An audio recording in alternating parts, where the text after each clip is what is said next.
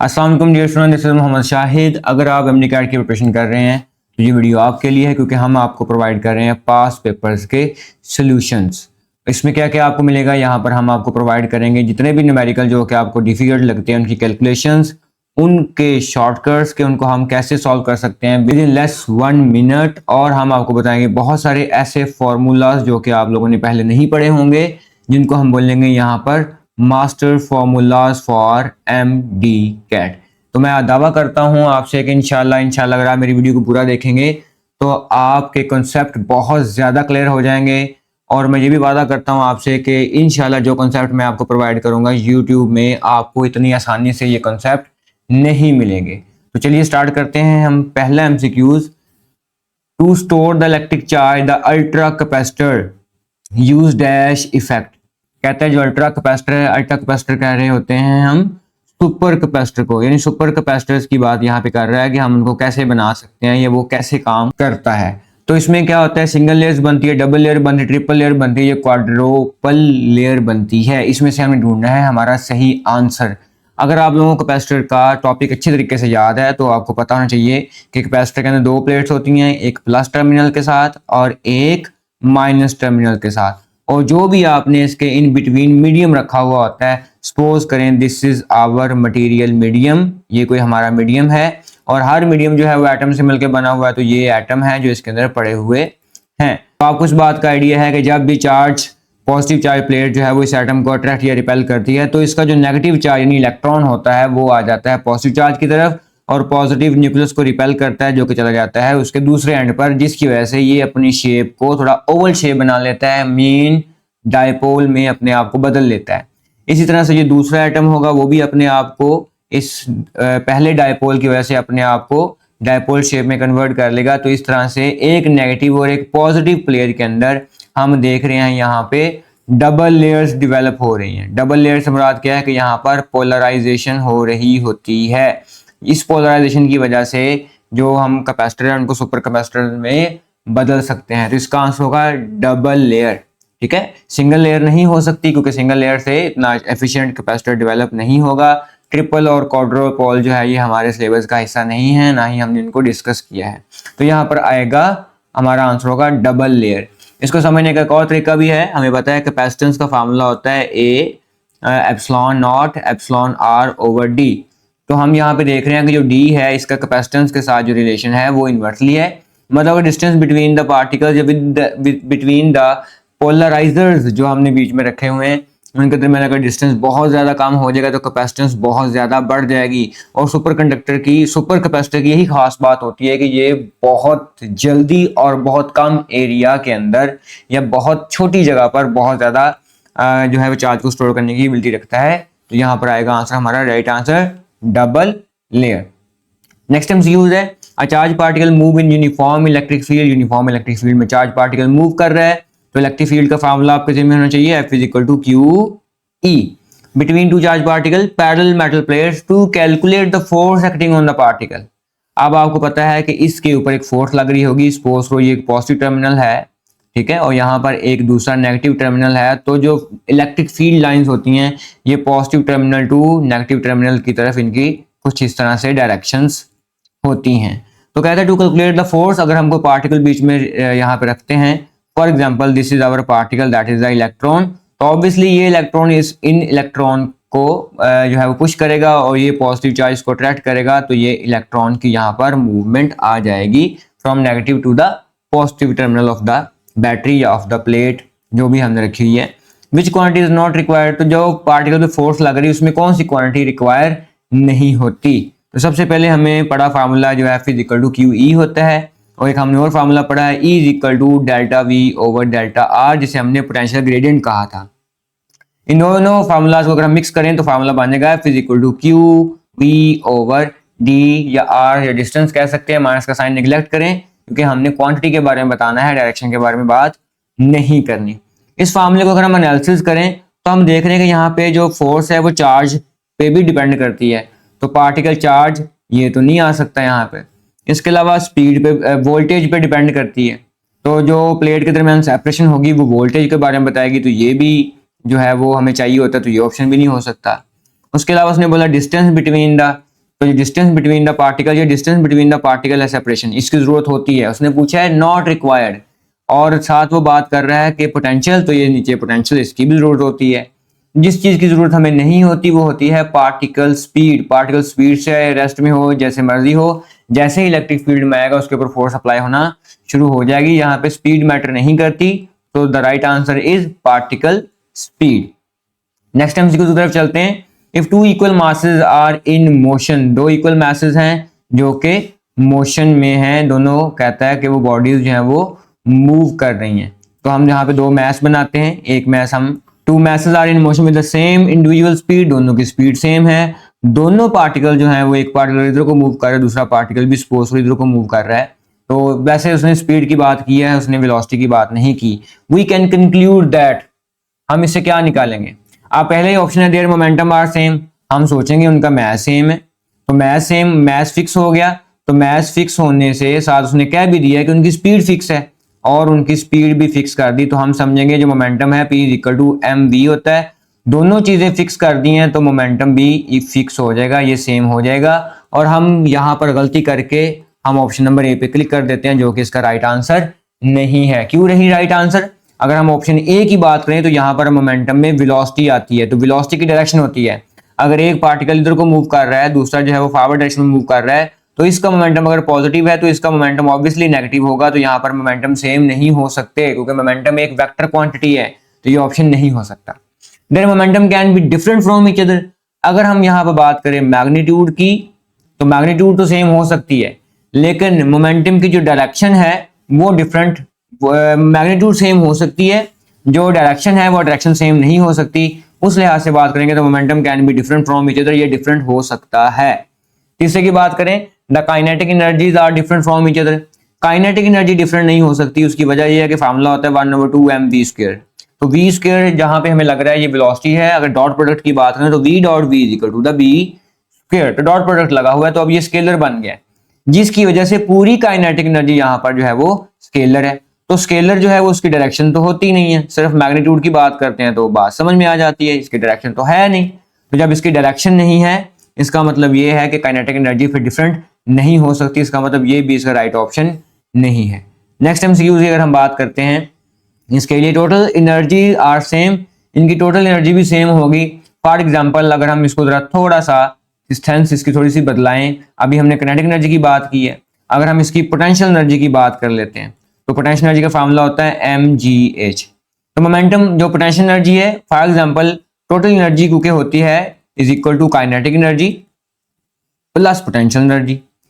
तो kinetic energy तो scalar है, ठीक है, पोटेंशियल एनर्जी भी स्केलर है, लेकिन काइनेटिक एनर्जी फॉर एग्जांपल अगर एक बॉडी ऊपर को मूव कर रही है तो यहाँ पे जी का साइन है वो माइनस आ जाएगा, और एक बॉडी अगर नीचे को मूव करे तो यहाँ पे जी का साइन पॉजिटिव आ जाएगा। तो जो overall total kinetic energy, total energy होगी उस पर फर्क आएगा, या वो पॉजिटिव में आ सकती है या वो नेगेटिव में आ सकती है, depend upon the direction of जी। तो यहाँ पे टोटल एनर्जी सेम नहीं हो सकती, टोटल एनर्जी भी डिफरेंट होगी, क्योंकि काइनेटिक एनर्जी और पोटेंशियल एनर्जी की यहाँ पर बात हो रही है।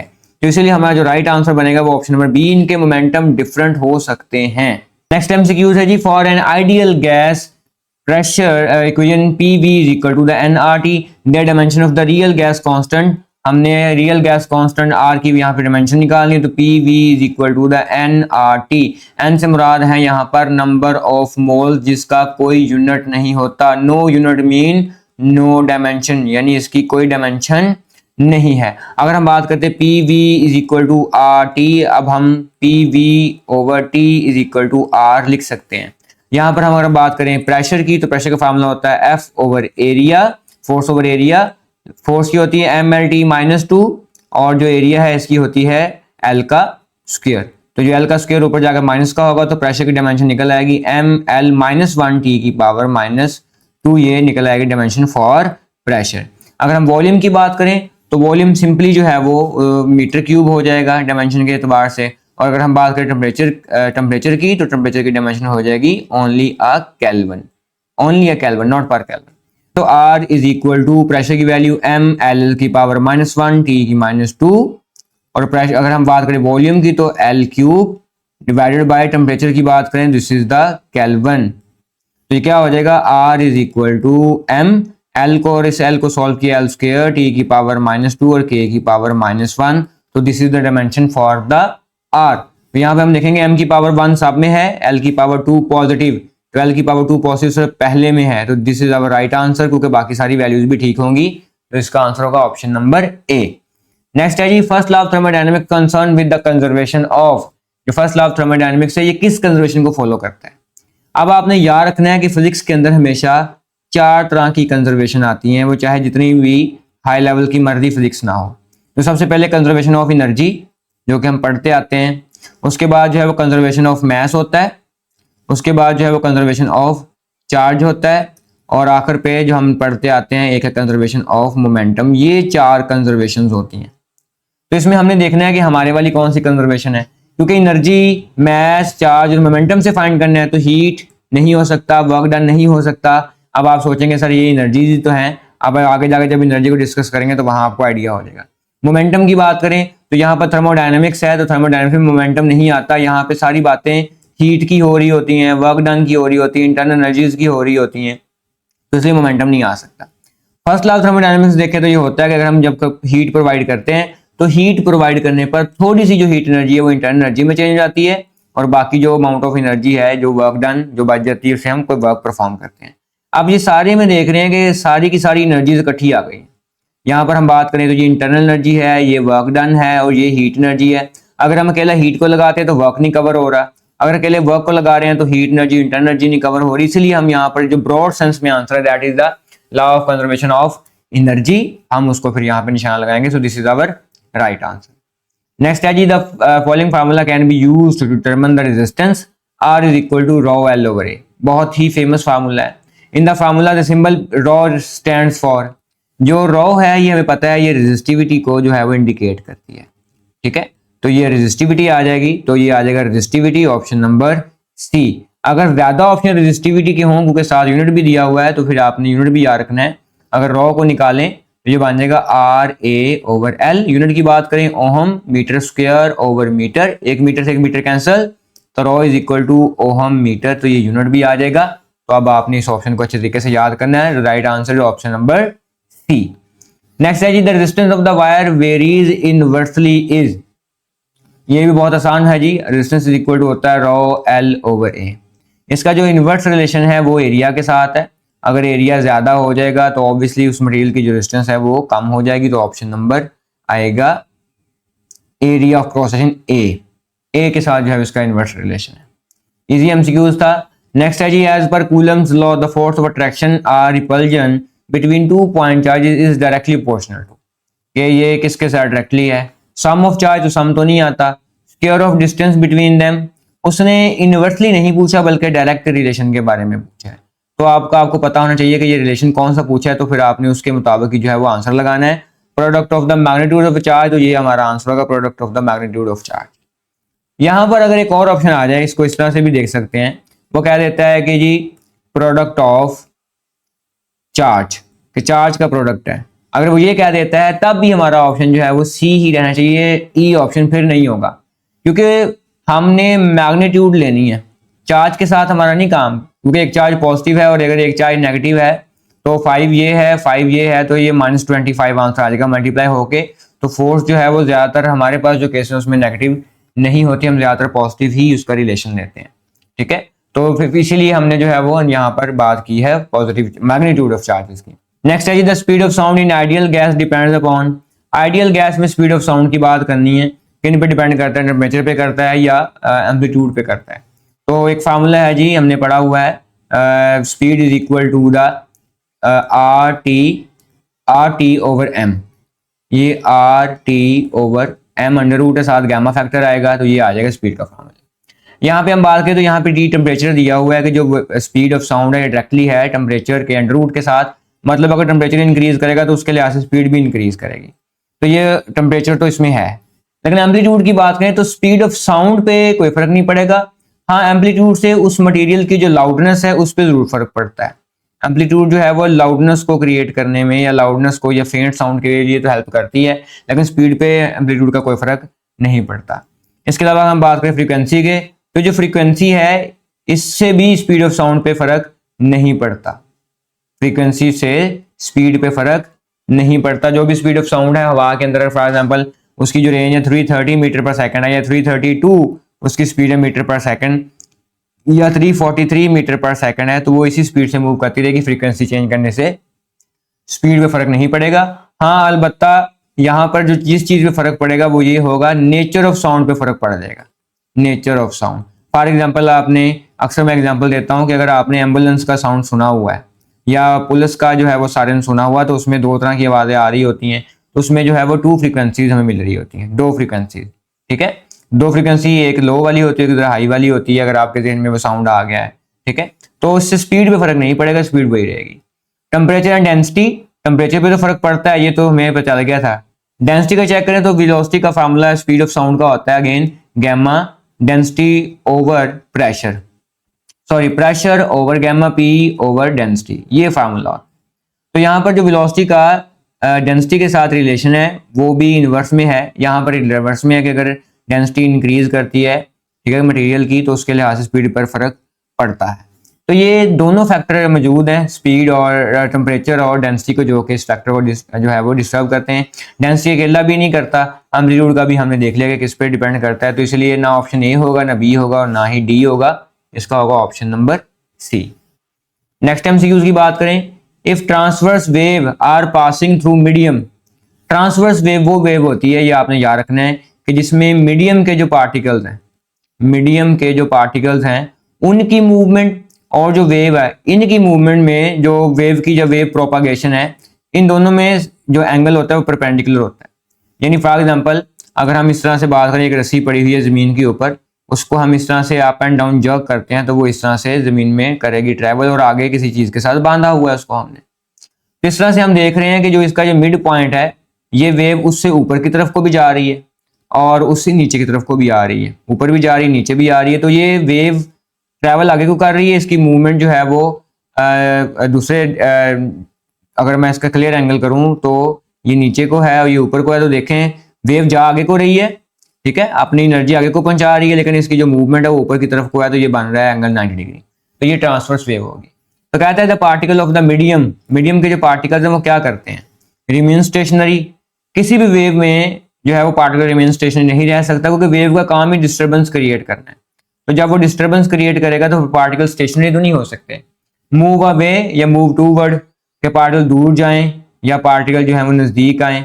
दूर जाएंगे तो सारी सी बात है, किसी से टकरा के वापस तो आएंगे, और अगर वो पास आ रहे हैं तो उससे टकरा के, दूसरे पार्टिकल से टकरा के फिर दोबारा वापस जाएंगे, तो दूर नजदीक दोनों हो सकता है। तो हम ये कहेंगे in move in SHM simple harmonic motion. इसलिए आप लोगों ने, आपको याद होगा जो ये चैप्टर 10th क्लास से एमसीक्यू अगर बनाए या चैप्टर 7 से बनाए फर्स्ट ईयर का, तो बात एक ही है। तो वहां पर आपने देखा था कि सिंपल हार्मोनिक मोशन के साथ जो है वो वाइब्रेटरी मोशन और साथ साउंड की बातें इसी चैप्टर में की हुई हैं, तो ये आएगा। और जरूरी नहीं है, यहाँ पर जो चीज समझने वाली है वो ये है कि यहाँ पर जरूरी नहीं है कि जो वेव है वो ट्रांसवर्स हो। अगर ये वेव लॉन्गिट्यूडनल भी होगी तो लॉन्गिट्यूडनल में भी जो वेव पार्टिकल्स होते हैं मीडियम के, वो वाइब्रेशन परफॉर्म कर रहे होते हैं, तो वाइब्रेशन से तो साउंड पैदा होता है, तो इसीलिए ये SHM परफॉर्म करेगा, चाहे वो लॉन्गिट्यूडनल वेव हो और चाहे वो वेव हो ट्रांसवर्स वेव हो। नेक्स्ट एमसीक्यूज है, when a wave goes from one medium to another medium there is no change in the, इसमें से किस चीज पे चेंज नहीं आता। यहाँ पर ना मोस्ट ऑफ द स्टूडेंट जो है वो कंफ्यूज हो जाते हैं, उनको पता ही नहीं चलता कि क्या करना है या किस तरह से, क्योंकि वो स्पीड में और वेलोसिटी में और फ्रीक्वेंसी में और एम्पलीट्यूड में, इन चीजों में ना उलझे रहते हैं। तो आज हम इस चीज को, इसका कॉन्सेप्ट हमने क्लियर करना है। फ्रीक्वेंसी जो है ना, आप समझिए ये कलर को शो करती है, ठीक है। अगर आप एक लाइट का एक्सपेरिमेंट परफॉर्म करते हैं तो आप देखेंगे सपोज अगर आपके पास एक जो है वो बीकर है, उस बीकर में जो है वो पानी फिल किया हुआ है, यहाँ तक उसमें पानी भरा हुआ है। आप एक रेड कलर की जो लाइट है इसमें जो है वो फॉल करवाते हैं, आप देखेंगे रेड कलर की लाइट जिससे टकरा के थोड़े से किसी एंगल पे बेंड कर देगी, सपोज करो ऐसे बेंड कर गई है, ठीक है, इस तरह से इसके अंदर बेंडिंग आई है। अगर हम इसके ऊपर नॉर्मल ड्रॉ करें इस तरह से, तो ये बस ठीक है, इस तरह से इसके अंदर जो है वो बेंडिंग आई, इधर को ऐसे बेंड कर गई लाइट। अब यहाँ पे देख रहे हैं कि जो रेड लाइट है इसके कलर में तो कोई फर्क नहीं आएगा, कलर तो रेड है तो रेड ही रहेगा। जो कलर है ना वो फ्रीक्वेंसी को शो करता है, तो कलर चेंज नहीं हो रहा, पानी में जाने पर लाइट का कलर चेंज नहीं हो रहा, इसका मतलब फ्रीक्वेंसी चेंज नहीं हो रही। तो ये पहला ऑप्शन हमारा ये आ गया कि उसकी जो है वो फ्रीक्वेंसी चेंज नहीं होगी। दूसरी बात रही एम्पलीट्यूड की, तो अगर आपने रिपल टैंक वाला टॉपिक आपको याद है 10th क्लास में से, ठीक है, रिपल टैंक, तो वहां पर आपको पता है कि एम्पलीट्यूड के ऊपर क्या असर पड़ता है, आपने पढ़ा हुआ है। जो शैलोअर वेव है, ऊपरी हिस्सा है, या वो डीप में वेव जा चुकी है, तो एम्पलीट्यूड के ऊपर फर्क पड़ेगा। उसके अलावा वेवलेंथ की बात करें तो जब वेवलेंथ पानी में जाएगी, डीप जाएगी, तो वेवलेंथ के ऊपर जो लैम्डा के ऊपर फर्क पड़ता है, लैम्डा कम हो जाता है, ठीक है। अब यहाँ पर बहुत सारे बच्चे ये समझते हैं सर हमने पढ़ा हुआ formula V is equal to F lambda, तो अगर लैम्डा कम हो जाता है तो फ्रीक्वेंसी इधर आके डिवाइड हो जाएगा, तो ये is equal to lambda, lambda कम हो जाता है तो फ्रीक्वेंसी इंक्रीज कर देगी, भी आपने कहा फ्रीक्वेंसी चेंज नहीं हो रही। तो यहाँ पर आपने ये बात भी याद रखनी है कि यहाँ पे एक तीसरा फैक्टर भी जो बीच में इन्वॉल्व हो रहा है, जो कि स्पीड है। अगर इसी क्वेश्चन को देखें, अगर जिस तरह आपने मोमेंटम देखा था P is equal to mv, अगर मोमेंटम को कंजर्व करना है कि उसका मोमेंटम जो है वो 10 रहे, तो उस बॉडी का मास 5 है और वेलोसिटी उसकी 5 जो है वो मास 2 है, वेलोसिटी 5 है, तो आंसर जो है वो 10 आएगा, ठीक है। लेकिन अगर उस बॉडी का मास ज्यादा है, 5 है, तो वेलोसिटी उसकी जो है वो ऑब्वियसली उस फोर्स पे इतनी ज्यादा नहीं होगी, 2 हो जाएगी, तो अभी उसका जो आंसर बनने वाला है वो 10 आ रहा है। तो हम देख रहे हैं कि जो मोमेंटम है वो 10 रह रहा है, मोमेंटम कंजर्व कर रहा है। ऐसे ही इस इक्वेशन को जो हमने लिखी v equal to F lambda, इसको सेटिस्फाई करने के लिए अगर लैम्डा डिक्रीज हो रहा है, तो उसी वजह से इस फ्रीक्वेंसी को फिक्स करने के लिए, कांस्टेंट रखने के लिए, वहां पर स्पीड जो है वो डिक्रीज हो जाएगी, वहां पे स्पीड या वेलोसिटी जो है जो वेव है उसकी डिक्रीज हो जाएगी। इसलिए आपने देखा होगा जो स्पीड ऑफ लाइट है, अगर हम उसकी एयर में बात करें, हवा के अंदर, तो वो है 3 क्रॉस 10 की पावर 8 मीटर पर सेकंड। लेकिन अगर हम उसी की बात करें वाटर के अंदर, तो वाटर में उसकी स्पीड जो कम हो जाती है, 2.3 क्रॉस 10 की पावर 8 मीटर पर सेकंड रह जाती है। इसी तरह से इसी स्पीड को अगर हम बात करें किसी ग्लास के अंदर, तो ग्लास के अंदर ये स्पीड है, ये हो जाती है 2 क्रॉस 10 की पावर 8। अब आप देख रहे हैं स्पीड चेंज हो रही है, तो अगर वेवलेंथ कम हो जाएगी तो ऑब्वियसली स्पीड भी कम हो जाएगी, तो वेवलेंथ भी कम होती है, डिक्रीज होती है, और स्पीड भी डिक्रीज होती है, फ्रीक्वेंसी उसकी जो है वो चेंज नहीं होती। तो ये हमारा राइट आंसर है, option number A. Next MCQ की तरफ चलते हैं। कहता है जी wave trough refers to, wave trough ये बहुत इजी है, आपको पता ही है कि जो मीन पोजीशन है वेव चल रही है, तो मीन पोजीशन से जो नीचे वाला टॉप नीचे वाला पार्टिकल होगा, पार्ट होगा, हम उसको बोलेंगे lowest point of the wave, हम इसको बोलेंगे ट्रफ है, और highest point of the wave जो है हम इसको क्रस्ट बोलते हैं। तो क्रस्ट और ट्रफ में ये फर्क है। बाकी आपने याद कर लेना वेवलेंथ क्या होती है। अगर हम यहाँ पे थोड़ा सा उसको जरा टच दें सिनेरियो को, तो ये एक और वेव बना लेते हैं, तो किसी सेम दो पॉइंटों के सेम फेज पर हों, ये भी क्रस्ट पे ये भी क्रस्ट पे है, तो इनके दरमियान जो डिस्टेंस है ये कहलाता है एक वेवलेंथ। इसके अलावा अगर हम बात करें एम्पलीट्यूड की, तो मेन पोजीशन से लेकर के जो बॉडी मैक्सिमम क्रस्ट तक का डिस्टेंस जो है हम उसको बोलेंगे ये उस वेव का एम्पलीट्यूड होता है। वेव स्पीड की बात करें तो wave speed v is equal to F lambda से निकाली जा सकती है। नेक्स्ट है जी an ideal gas has a molar specific heat Cp, बहुत अहम एमसीक्यूज है, ये इंपॉर्टेंट एमसीक्यूज है। कहते हैं Cp उसकी जो है वो molar specific heat capacity at constant pressure है। टेम्परेचर जो है वो अगर temperature when temperature of n mole increase, अगर टेम्परेचर को इंक्रीज करें डेल्टा T तक, और जो गैसेस के पार्टिकल्स है वो n मोल है, तो बताएं इनमें से किस चीज में इंटरनल एनर्जी में इंक्रीज आएगा, तो कौन सा फार्मूला होगा। अब हमने जो एक फार्मूला पढ़ा हुआ है इंटरनल एनर्जी के लिए, वो ये होता है कि delta U is equal to, या हमने जो simple formula first law thermodynamics से पढ़ा वो delta Q is equal to delta U plus W, ये फार्मूला तो यहाँ पे काम नहीं करेगा। आगे अगर हम देखें डेल्टा U का फार्मूला, तो वो होता है जो डेल्टा U है ये डायरेक्टली होता है molar specific heat at the constant volume, ठीक है। यानी अगर आपका जो वॉल्यूम है इंटरनल एनर्जी इंक्रीज करती जाएगी, तो उस मटेरियल का, उस बीकर का जो वॉल्यूम है वो इंक्रीज होता जाएगा। इसके अलावा आपने एक और जो डेल्टा U के साथ रिलेशन है वो है टेम्परेचर का। अगर डेल्टा T इंक्रीज करेंगे तो डेल्टा U भी इंक्रीज हो जाएगा। इन दोनों इक्वेशंस को अगर हम कंबाइन करते हैं तो ये बन जाएगा डेल्टा U डायरेक्टली है CV के साथ और डेल्टा T के साथ। अगर हम कोई कांस्टेंट लगाएं बीच में, तो ये सपोज करो n नंबर ऑफ मोल्स के लिए लगाए, तो डेल्टा T ये हमारा इक्वेशन आ गई। तो अभी इसमें से वैसे कोई इक्वेशन बनी नहीं है, लेकिन हमने मेयर्स फार्मूला पढ़ा हुआ है। मेयर्स फार्मूला आप लोग कहेंगे सर ये फार्मूला तो नहीं पढ़ा, लेकिन फार्मूला था Cp minus CV is equal to the delta R। तो ये फार्मूले के मुताबिक अगर हम देखें तो हम CV की वैल्यू यहाँ से निकाल लेते हैं, ये बनेगा Cp minus R is equal to the CV। ये वाली वैल्यू यहाँ पर पुट कर देंगे तो डेल्टा U क्या बन जाएगा, delta U is equal to n number of moles Cp minus R, साथ आ जाएगा डेल्टा T। तो this is our right answer, option number C बन जाएगा। इसको देख लीजिएगा, ये फार्मूला मुझे डाउट लग रहा है, यहाँ पे वैसे माइनस ही आना है, प्लस नहीं होता।